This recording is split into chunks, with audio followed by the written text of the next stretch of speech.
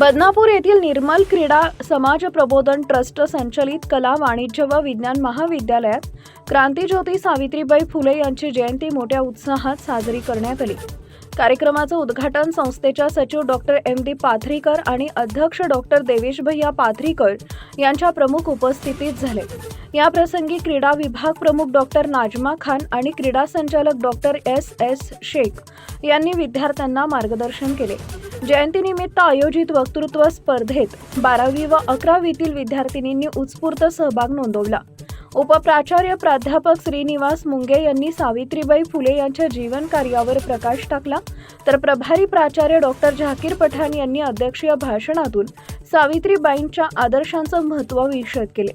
कार्यक्रमाचं सूत्रसंचालन प्राध्यापक नितीन घुले यांनी केले, तर आभार प्रदर्शन डॉक्टर मोहन जोशी यांनी केले। टाइम्स ऑफ महाराष्ट्र करिता बदनापूर जालना प्रतिनिधी सय्यद नजाकत यांचा रिपोर्ट।